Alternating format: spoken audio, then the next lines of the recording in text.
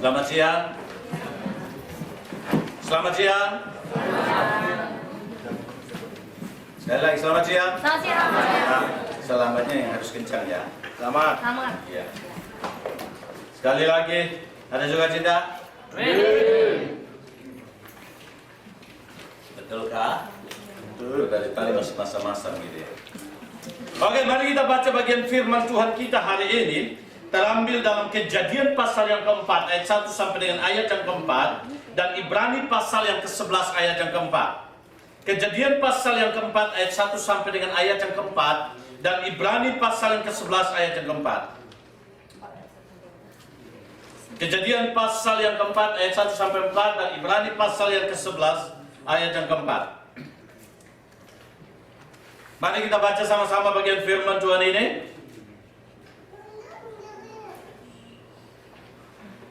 1, 2, 3. Kemudian manusia itu bersetubuh dengan Hawa istrinya, dan mengandunglah perempuan itu, lalu melahirkan Kain.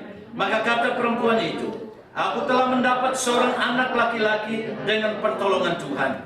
Selanjutnya dilahirkannya Habel adik Kain, dan Habel menjadi gembala kambing domba, Kain menjadi petani. Setelah beberapa waktu lamanya, maka Kain mempersembahkan sebagian dari hasil tanah itu kepada Tuhan sebagai korban persembahan. Habel juga mempersembahkan korban persembahan dari anak sulung kambing dombanya, yakni lemak-lemaknya. Maka Tuhan mengindahkan Habel dan korban persembahannya. Kita sambung dengan Ibrani pasal yang ke-11 ayat 4. 1, 2, 3. Kan? Belum. Masih ada yang bunyi. Sebentar. Berarti ada yang masih membuka Alkitab. Sudah? Tidak ada lagi yang bunyi buka kitab. Ibrani 11 ayat 4. 1, 2, 3. Karena iman, Habel telah mempersembahkan pada Allah korban yang lebih baik daripada korban Kain. Dengan jalan itu yang memperoleh kesaksian kepadanya bahwa ia benar karena Allah berkenan akan persembahannya itu, dan karena iman ia masih berbicara sesudah ia mati. Jemaat Tuhan yang kekasih, 2 minggu berturut-turut kita telah bicara tentang tokoh iman. Kita sudah bicara tentang Gideon mewujudkan imannya menjadi seorang pahlawan yang gagah perkasa. Dan minggu lalu kita sudah bicara tentang Daniel, di mana dia mewujudkan imannya menunjukkan kemenangan secara spiritualitas, bukan kemenangan secara religiusitas, tetapi kemenangan secara spiritualitas. Saya tidak merindukan jemaat GTI Osaka hanya menjadi seorang religiusitas, tapi harus menjadi seorang spiritualitas yang memiliki keintiman dengan Tuhan. Nah, hari ini kita melanjutkan tema kita tentang tokoh iman. Kita bicara tentang Habel. Habel mewujudkan imannya di dalam persembahan yang diberikan.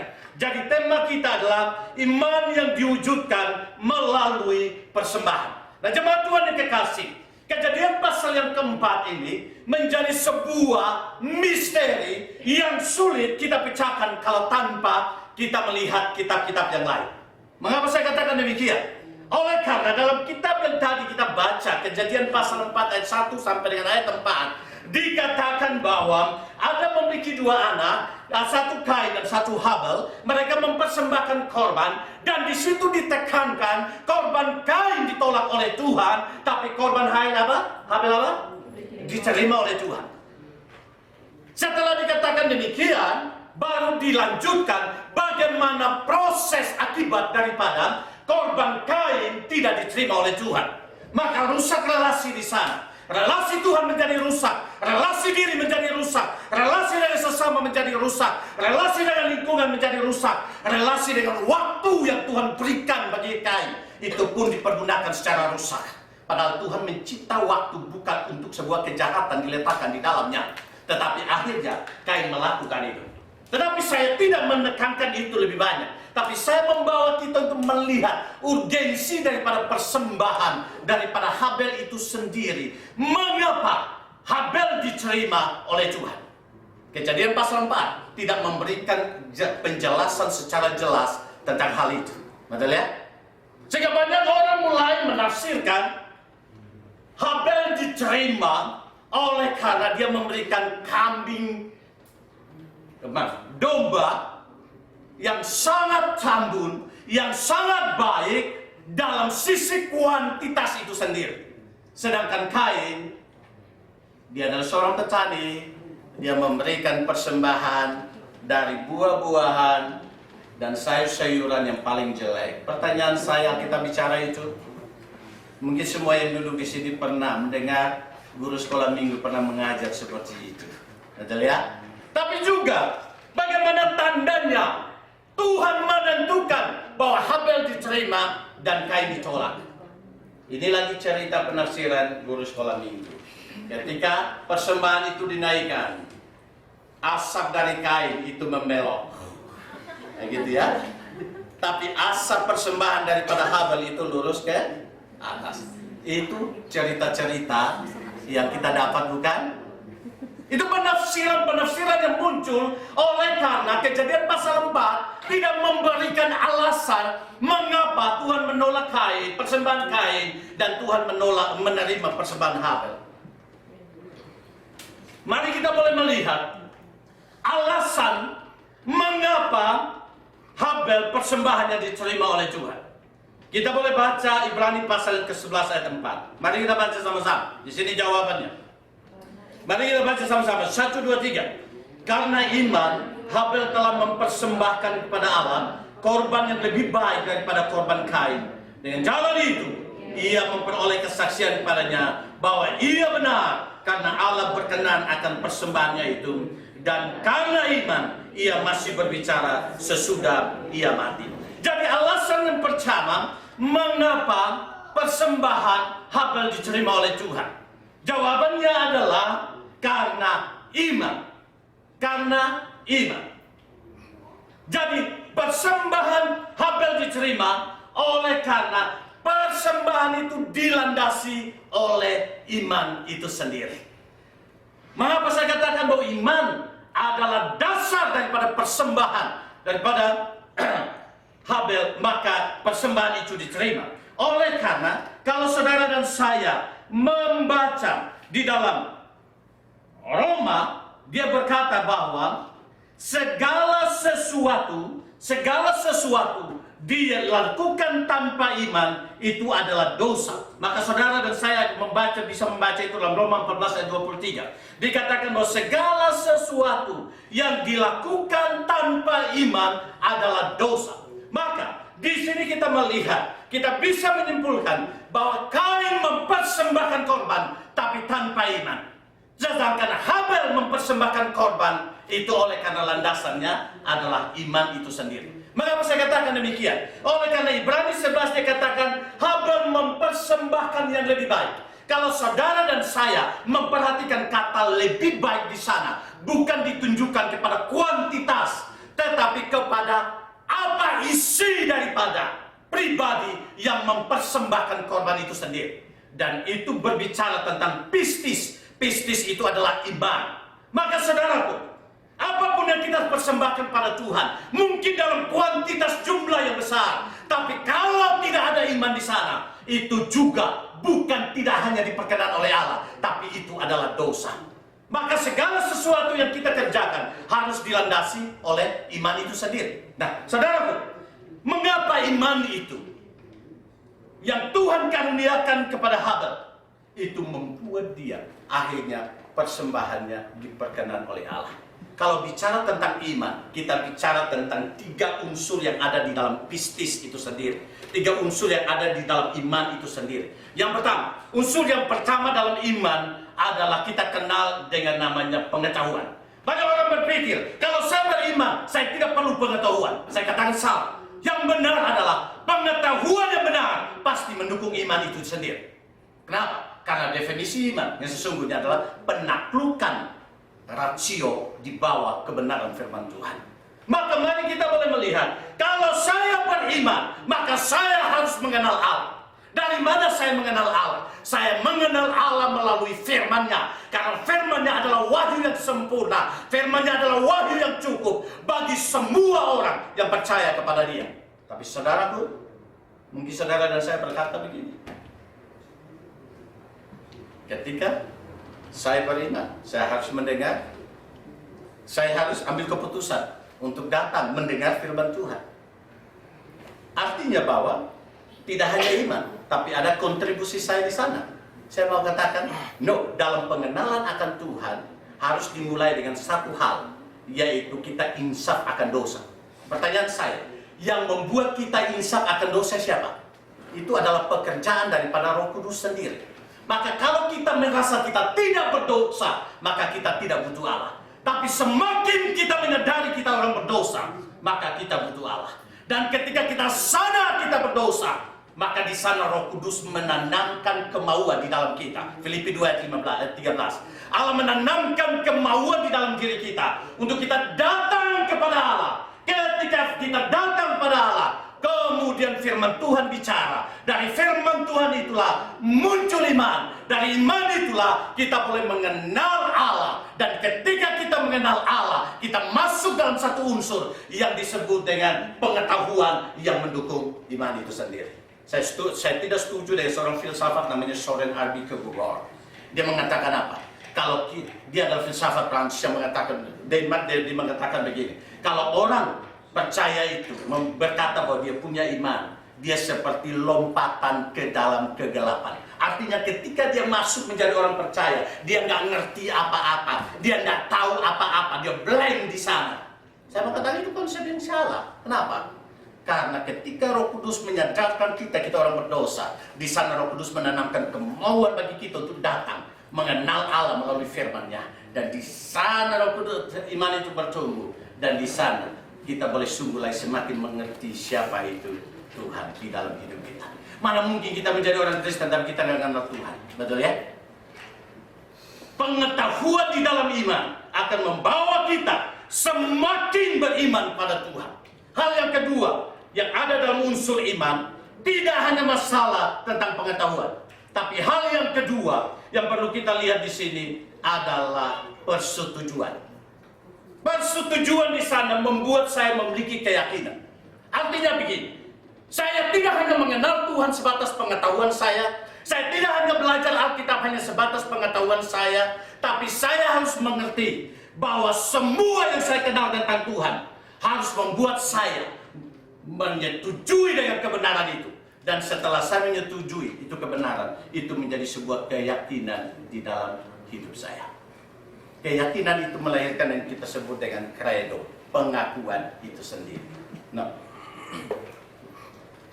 jemaat Tuhan yang kekasih, setelah kita melihat unsur yang pertama dalam iman adalah pengetahuan, unsur yang kedua dalam iman itu adalah persetujuan yang melahirkan keyakinan dan credo, percaya. Aku percaya. Maka saya mengatakan pengakuan iman Rasul adalah sesuatu yang penting sekali. Karena di sana kita mengaku kita percaya pada Allah tritunggal. Credo, pengakuan. Yang ketiga, yang ada dalam unsur iman, tidak hanya pengetahuan, tidak hanya persetujuan, tetapi yang ketiga adalah kebersandaran kepada Tuhan. Kebersandaran, faith. Kebersandaran pada Tuhan. Kalau kita hanya percaya, kita hanya masuk hanya kepada unsur yang kedua yaitu persetujuan dan keyakinan. Tetapi selanjutnya kita butuh unsur yang ketiga yaitu kebersandaran kepada Tuhan. Sehingga saya seringkali menekankan, iman bukan hanya percaya Tuhan, tapi iman artinya saya percaya dan mempercayakan hidup kepada Tuhan. Ketika saya hanya percaya Tuhan, saya hanya sampai kepada unsur pengetahuan, saya hanya sampai pada unsur persetujuan. Tapi ketika saya tidak menyandarkan hidup saya sama Tuhan, itu belum lengkap menjadi suatu iman di dalam hidup saya. Saya butuh banget mengenal Allah. Saya butuh persetujuan dengan Allah. Dan saya butuh yang ketiga, yaitu saya bersandar kepada Allah. Maka di sini kita melihat, ketika saya mengenal Allah, ketika saya setuju dengan kebenaran Allah, saya setuju dengan Allah itu sendiri, dan itu menjadi keyakinan credo bagi saya. Maka selanjutnya, saya bersandar kepada Dia. Inti iman inilah yang membuat Habel akhirnya persembahannya diperkenankan oleh Allah. Sekali lagi jemaat Tuhan yang kekasih, jangan ada dualisme, rasio lain, iman lain, tidak. Tapi rasio yang benar pasti mendukung iman itu sendiri. Nah, jemaat Tuhan yang kekasih, mari ketika kita melihat akan bagian ini, Oleh karena iman, Habel persembahannya diterima. Iman itu menjadi sesuatu yang perlu kita pikirkan. Banyak orang berpikir begini, hidup ini anugerah. Betul ya? Anugerah. Cuma setuju hidup ini anugerah? Keselamatan juga anugerah? Betul ya? Keselamatan juga anugerah. Tapi ada yang mengatakan begini, anugerah tapi, artinya apa? Anugerah berarti pemberian Allah, betul ya? Seharusnya cuma-cuma. Tapi ada yang bilang begini, jangan salah Pak. Anugerah artinya Tuhan kasih, kita perlu respons untuk menerimanya, betul ya? Respons untuk menerimanya. Sehingga kalau Tuhan tawarkan, tapi kalau saya tidak merespon menerimanya, keselamatan ini tidak sampai pada kita. Betul. Jadi ada yang mengatakan begini, anugerah tapi butuh kerjasama antara Allah dengan manusia. Konsep ini keliru. Mengapa? Ketika Kejadian pasal 3, di sana berbicara tentang kau makan buah ini kau mati. Maka kematian di situ bukan berbicara tentang kematian fisik saja, tapi kematian terhadap kebenaran itu sendiri.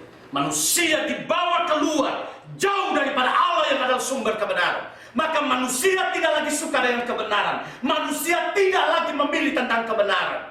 Maka Calvin katakan, ketika manusia jatuh dalam dosa, dia mengalami total depravity, dia mengalami kerusakan total, sehingga manusia disuruh pilih antara baik dan jahat. Manusia lebih condong kepada yang jahat daripada yang baik. Maka tidak ada seorang pun yang memiliki kehendak untuk memilih Allah. Tidak ada seorang pun memiliki kehendak untuk memilih kebenaran. Maka kalau saudara dan saya datang, itu oleh karena apa? Bibit iman yang Allah taruh dalam hidup kita. Dan ketika firman Tuhan sampai, bibit iman itu bertumbuh. Kalau demikian, pertanyaan saya, apakah manusia bisa bikin iman? No, tidak ada satu manusia pun bikin iman. Karena Efesus pasal 28, kita diselamatkan hanya melalui iman. Maka di sini kita boleh belajar, kita mengalami pembenaran Allah bukan karena kita yang datang pada Allah, tetapi Allah sendiri yang menanamkan bibit iman itu dalam kita. Ketika firman Tuhan disampaikan, iman itu bertumbuh. Kemudian kita akhirnya ditarik oleh Bapa, dan akhirnya kita boleh sungguh lagi percaya kepada Allah, dan kita boleh sungguh dibenarkan oleh Allah. Maka poin yang pertama ini, persembahan daripada Habel ini sendiri membawa kita untuk melihat itu diterima oleh karena landasan iman yang ada. Maka mari kita boleh belajar satu hal. Setiap pagi kita berdoa, Tuhan, tolong supaya apapun yang saya lakukan itu tidak keluar daripada iman yang kau karuniakan bagi saya. Karena kalau itu tidak dilandasi oleh iman, itu adalah sesuatu dosa di hadapan Tuhan. Iman di dalamnya adalah pengetahuan tentang Allah. Semakin mengenal Allah, semakin kita beriman. Iman bukan bicara mujizat, iman bukan bicara si home pimpa ini jadi dan lain sebagainya. Tapi iman adalah kebersandaran kepada Allah, taat pada Allah. Walaupun saya tidak ngerti, tapi saya mengenal Allah, maka saya tetap taat sama Tuhan. Itu esensi daripada iman itu sendiri. Sehingga kita tidak menjadi gereja yang entertain mujizat sana sini, hadiri dan banjirilah, tiba-tiba banjir matilah. Iya, begitu ya. Tetapi kita menekankan satu ketaatan pada Allah di dalam iman yang tulus kepada Tuhan. Hal yang kedua, urgensi daripada persembahan yang dipersembahkan oleh Habel itu diterima oleh Allah oleh karena landasan iman yang dia letakkan di sana. Hal yang kedua yang bisa kita lihat di sini adalah mengapa persembahan Habel diterima? Jawaban yang pertama, oleh karena dia beriman. Dan iman itu bukan sumber dari dia, tapi iman itu sumber daripada Tuhan. Hal yang kedua yang membuat persembahan Habel diterima, mari kita lihat lagi Ibrani pasal ke-11 ayat yang keempat. Sekali lagi kita baca, 1, 2, 3. Karena iman, Habel telah mempersembahkan pada Allah korban yang lebih baik daripada korban Kain. Dengan jalan itu ia memperoleh kesaksian padanya bahwa ia benar karena Allah berkenan akan persembahannya itu. Stop di sini. Hal yang kedua, mengapa persembahan Habel diterima? Oleh karena ada kalimat yang indah yang perlu kita lihat di sini bahwa ia benar karena Allah berkenan akan persembahannya. Jadi di sini bukan persembahannya duluan, tetapi ia benar. Ia benar di sini. Mari kita boleh lihat. Ia benar di sini. Kita bisa salah mengerti. Kalau begitu dia punya perbuatan baik, menjadi benar, dia akhirnya hebat, benar dan lain sebagainya. No, bukan itu. Istilah benar di sini dalam bahasa Yunani dipakai kata dikaios. Dikaios artinya dinyatakan benar. Bahasa perjanjian lamanya, bahasa Ibrani dipakai kata sedek. Sedek artinya apa? Diproklamirkan bahwa dia itu menjadi benar. Jadi di sini kita melihat persembahan Habel diterima oleh karena dia dinyatakan benar. Dia diproklamirkan menjadi orang benar. Pertanyaannya adalah begini, bagaimana dia diproklamirkan menjadi orang benar? Bagaimana dia diproklamirkan menjadi orang benar? Maka persembahannya diterima. Kita melihat lagi kalimat yang berikut. Karena Allah berkenan akan persembahannya. Pertanyaan saya, yang menentukan perkenanan Allah itu persembahan Habel kah? Ataukah dari kriteria Allah sendiri? Dari Allah sendiri. Jawabannya adalah di dalam kedaulatan Allah sendiri. Allah berkenan kepada Habel itu sendiri. Mengapa? Karena dia sendiri yang membenarkan Habel. Bukan karena Habel hebat, Habel baik, Habel benar di dalam kehidupannya. Tetapi karena Allah yang membenarkan dia di dalam kedaulatan perkenanan Allah itu sendiri.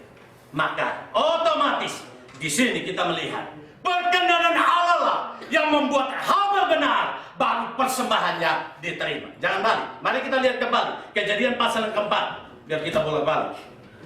Kejadian pasal 4 kita baca, coba hati-hati. 1, 2, 3. Habel juga mempersembahkan korban, persembahan dari anak sulung kambing dombanya, yakni lemak-lemaknya. Maka Tuhan apa? Apakah Tuhan mengindahkan persembahannya? No, kalimat yang pertama, Tuhan mengindahkan Habel. Baru setelah itu dan korban persembahannya. Jadi bukan korban persembahannya yang duluan, tetapi Allah sendiri mengindahkan Habel. Mengapa? Ibrani pasal 11. Karena Allah sudah membenarkan Habel. Allah sudah memperkenankan Habel. Baru selanjutnya dari perkenanan Allah inilah persembahan Habel boleh diterima oleh Tuhan. Mengapa? Alkitab katakan, tidak seorang pun manusia yang benar, tidak seorang pun manusia yang mencari Allah. Tetapi ketika Allah menyatakan kita benar, maka di sana kita diperkenankan oleh Allah sendiri. Pertanyaannya, bagaimana kita dibenarkan oleh Allah? Jawabannya hanya satu, yaitu karena Kristus mati di kayu salib menjadi korban bagi kita. Maka akhirnya kebenaran Kristus dipakaikan kepada kita. Dan ketika kebenaran Kristus dipakaikan kepada kita, Allah Bapa tidak melihat dosa kita, tapi melihat kebenaran Kristus yang dipakaikan kepada kita. Baru di situ Allah Bapa melihat bahwa kita sudah dinyatakan benar. Bukan karena perbuatan baik kita, bukan karena kesalehan kita, bukan karena amal baik kita, tapi kebenaran Kristus yang sudah dipakaikan kepada kita. Maka di sana Allah Bapa mengumumkan bahwa kita benar adanya. Sekali lagi, bukan karena kita benar karena amal baik kita, kekuatan kita, kemampuan kita, tapi karena kebenaran Kristus yang dipakaikan kepada kita. Maka kalau orang Tuhan pakai luar biasa, Tuhan pakai terus menerus, dia tidak boleh sombong. Kenapa? Karena Tuhan pakai dia itu bukan karena kebenaran dia. Tuhan pakai dia itu oleh karena kebenaran Allah Kristus yang sudah dipakaikan pada dia. Maka seharusnya tidak ada namanya sombong rohani. Betul? Kalau tidak ada kebenaran Kristus, siapakah saudara dan saya? Siapakah saudara dan saya? Ada satu khotbah yang terkenal, yang memiliki power yang luar biasa, dari seorang tokoh reformator yang mengatakan begini: manusia berdosa berada di dalam tangan Allah yang murka. Kalau saudara dan saya adalah berdosa, Tuhan itu kudus, kekudusan menuntut keadilan, kekudusan di sana ada murka Allah, karena setiap dosa harus dihukum. Maka kalau saudara dan saya seharusnya ada saat ini, itu oleh karena kasih karunia Tuhan, kebenaran yang Tuhan pakaikan bagi kita. Maka tidak ada seorang pun yang berkata, oh saya lebih hebat daripada orang itu. Kita harus berkata sebagaimana Yohanes berkata, membuka tali kasutnya Tuhan saja aku tidak layak. Maka mari kita boleh belajar dari poin yang kedua. Semakin Tuhan pakai kita, itu oleh karena kebenaran Kristus yang dipakaikan oleh kita. Allah sudah membenarkan Habel di dalam perkenanan kedaulatan Allah, maka persembahan Habel boleh diterima oleh Tuhan. Hal yang ketiga yang kita bisa melihat di dalam urgensi pelayanan persembahan daripada Habel sendiri. Mari kita kembali lagi melihat Ibrani pasal yang ke-11. Kita baca lagi ayat yang keempat. Semoga ayat ini kita pulang dan kita sudah hafal, tidak perlu lagi baca Alkitabnya. 1, 2, 3. Karena iman, Habel telah mempersembahkan pada Allah korban yang lebih baik daripada korban Kain. Dengan jalan itu ia memperoleh kesaksian padanya bahwa ia benar, karena Allah berkenan akan persembahan itu. Dan karena iman, ia masih berbicara sesudah ia mati. Nah, ini menjadi sebuah pertanyaan bagi kita. Loh, kan di sini dia bilang, karena iman, ia masih berbicara. Siapa yang maksudnya ia di situ? Habel. Ia masih berbicara sesudah ia mati. Mengapa? Toh dia sudah mati, tapi dia masih berbicara. Apanya yang berbicara? Yang berbicara itu adalah iman yang diwujudkan di dalam persembahan. Mengapa? Persembahan ini penting sekali. Karena persembahan Habel adalah kelanjutan daripada apa yang pernah terjadi dalam Kejadian pasal 3. Di mana ketika manusia jatuh dalam dosa, akhirnya dia berusaha menutupi dosanya dengan daun yang ada pada saat itu. Tetapi Tuhan sendiri datang, Tuhan Allah sendiri datang dan membunuh domba, mengorbankan domba di sana. Kulitnya dibakarkan dan otomatis ada darah yang tercurah di sana. Dan selanjutnya itu dilakukan oleh Habel sendiri. Tapi persembahan Habel terus berbicara, karena persembahan Habel ini yang dilandasi oleh iman ini akhirnya ditentukan di dalam anugerah Tuhan menjadi syarat di dalam standar pengampunan dosa bagi bangsa Israel. Kalau saudara dan saya berdosa, harus datang pada imam. Di sana kita membawa kambing atau domba. Kalau kita miskin, maka minimalnya merpati. Kita bawa ke sana dan korban ini kita serahkan kepada imam. Sebelum imam menggorok persembahan ini, kita menumpangkan tangan kita di atas kambing, domba, dan merpati ini. Kita mengakui dosa kita, karena di sana korban ini menggantikan substitusi. Jadi sana penggantian di sana, penggantian bagi si pendosa. Maka korban ini mati dan si pendosa diselamatkan. Apa stop di situ? No. Persembahan Kain yang dilandasi oleh iman, karena dia sudah dibenarkan di dalam kedaulatan perkenanan Allah, menjadi sebuah tipologis sampai pada perjanjian baru.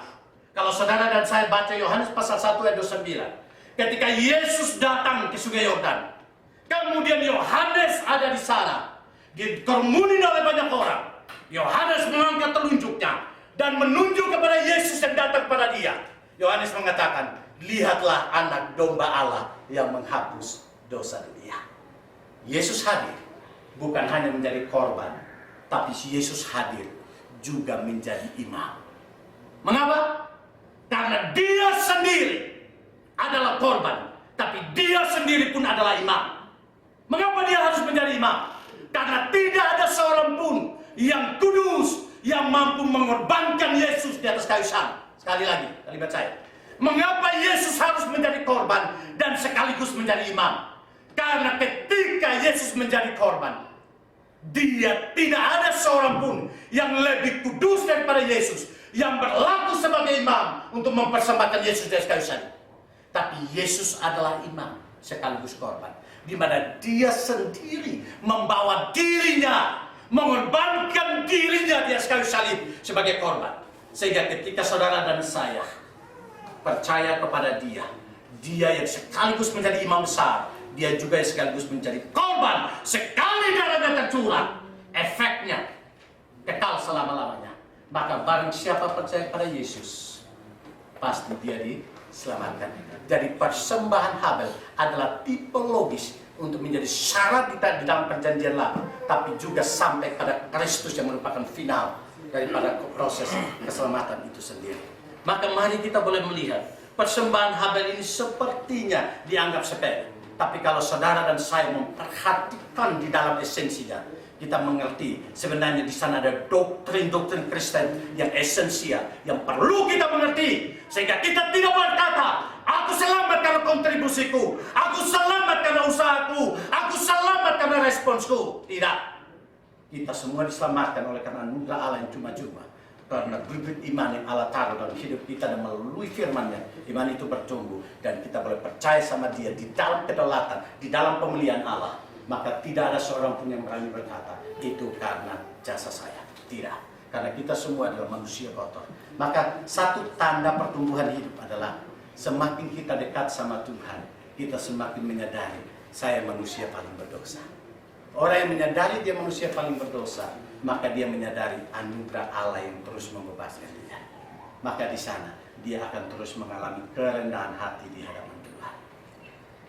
Jemaat Tuhan yang kekasih, mungkin hari ini saya berbicara ini mungkin agak berat sedikit karena majelis juga meminta saya itu saya bicara tentang doktrin pengajaran. Dan saya rindukan jangan sampai kita ke jemaat yang hanya buka mulut begini, apa yang disampaikan oleh pendeta semuanya masuk kelak. Ujung-ujungnya amin. Pendeta bilang masuk neraka, amin, gitu ya. Tapi di sini tidak pernah ada nih P3 tidak ada seperti itu. Tapi mari kita bersungguh lagi memakai setiap potensi yang ada pada kita. Kita mengerti firman Tuhan dan mengembalikan semuanya kepada kedaulatan Allah. Karena itu yang Tuhan mau dari hidup kita. Hari ini kita boleh belajar iman yang diwujudkan dalam persembahan. Oleh karena di sini persembahan Habel itu landasannya adalah iman. Persembahan Habel diterima oleh karena dibenarkan oleh Allah di dalam perkenanan Allah, kedaulatan Allah. Dan yang ketiga, persembahannya bersaksi karena menjadi tipologis untuk puncaknya sampai kepada Yesus Kristus. Saya tidak mau hari demi hari kita menjadi orang Kristen, tapi kita tidak pernah mengenal Allah dengan baik melalui iman dan di dalam tiga unsur itu. Saya tutup dengan satu cerita begini.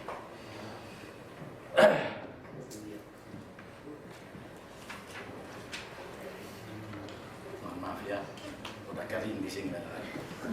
Ya, suatu ketika satu keluarga membawa anaknya tinggal di rumah opa dan omanya, dan dia sempat tinggal 1 minggu. Tiap-tiap hari dia mendengar bahwa opanya panggil omanya Dali. Tiap-tiap hari, si pagi, siang, malam dia panggil Dali. Di akhir daripada hari di mana dia mau pulang, dia penasaran dan dipanggil opanya. Opa, kenapa opa? Kok selama saya di sini opa panggil oma itu darling, sayang? Kemudian, kok kelihatannya romantis banget, kelihatannya lengket banget, harmonis banget. Kemudian opanya bilang begini, sini nak, sini nak. Jangan kasih tahu oma ya. Apa? Ternyata opa sudah lupa oma penama. Saya tidak mau kita semakin menjadi Kristen, tapi semakin kita melupakan Tuhan, kita semakin tidak mengenal Tuhan, kita semakin membuang Tuhan dalam hidup kita. Amin itu. Seharusnya kita menjadi orang Kristen, kita tertanam dalam firman-Nya, kita tidak boleh lupa Tuhan. Jangan sampai seperti opa, semakin tua semakin lupa oma penama. Jangan sampai Tuhan semakin memberkati kita, kita lebih condong kepada berkat dan kita lupa daripada Tuhan itu sendiri. Amin itu. Mari kita boleh beriman sungguh pada Tuhan. Dan apapun yang kita lakukan, semuanya harus dilandasi oleh iman itu sendiri. Jika ada pertanyaan berkaitan dengan khotbah hari ini, nanti kita lanjutkan di dalam pendalaman Alkitab. Maka saya rindukan kita hadir, tolong hadir dalam pendalaman Alkitab. Karena di sini tidak ada ruang tanya jawab, tapi pendalaman Alkitab nanti akan ada ruang tanya jawab. Mari kita tunduk kepala dan kita berdoa.